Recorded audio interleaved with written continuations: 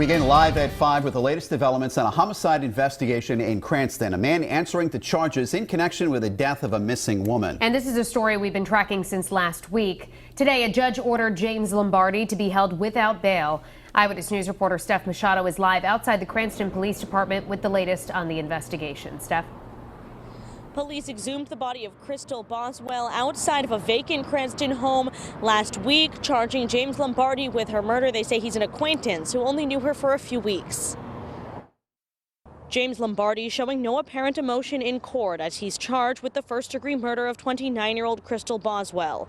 Her mother yelling out to him, "That was my daughter," with an expletive. Audio recording was not allowed in court. Boswell was first reported missing in Fall River on April 1st. Police were told she left with someone named Jimmy with a Rhode Island phone number. 4 days later, police in Cranston got an anonymous call to report James Lombardi had dug a hole and buried a woman at 9 Preston Avenue. This home is vacant, and police say Lombardi knew it. He had been doing work on the house.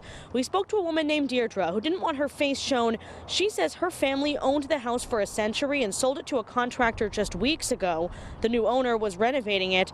She was horrified to hear Lombardi allegedly buried a body there. To him, I'm thinking he thought it was going to be a quick, easy thing. Nobody would assume or suspect anything because the ground was already unsettled. It was sick and twisted. She says she stopped by last week and actually met Lombardi. Probably either right around the time that he unfortunately murdered the woman. Police believe Lombardi used this taxi to transport Boswell's body from his Wakefield Street home to Preston Avenue. The taxi's owner tells us Lombardi's father, John Lombardi, drives the cab, and he had taken it home for the night. The elder Lombardi is not facing any charges. And that woman, Deirdre, tells us she wants to buy that family home back. She says if she does, she will put a memorial for Krystal Boswell in the backyard. Now, coming up new at 6, the investigation into this murder continues. We'll tell you where police searched for evidence over the weekend. Live in Cranston with the Mobile Newsroom, I'm Steph Machado, Eyewitness News. Meanwhile, we've uncovered new details about the murder investigation in Cranston we've been tracking since last week. And new at 6, we've learned a third location police searched over the weekend in connection with James Lombardi, now accused of killing a Fall River woman and burying her body in the yard of a home he was working on. Eyewitness News reporter Steph Machado joins us live from Cranston now with the latest. Steph?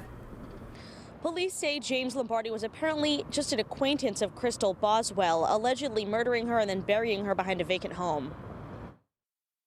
Cranston police allege James Lombardi killed Krystal Boswell after a verbal argument, transporting her body from his Wakefield Street home to a vacant home on Preston Avenue using a taxi his father drives. Boswell had been reported missing from Fall River days before. An anonymous caller told police Lombardi buried her at 9 Preston Avenue. Police say Lombardi knew the home was vacant because he had been helping with the renovations. A woman named Deirdre, who didn't want her face shown on camera, tells us her family sold the home to a contractor just weeks ago. She's hoping to buy it back someday, so she says she stopped by last week to see it and ran into Lombardi. Either right around the time that he unfortunately murdered the woman or right before. It's scary to think that, people can act so normal but really not be.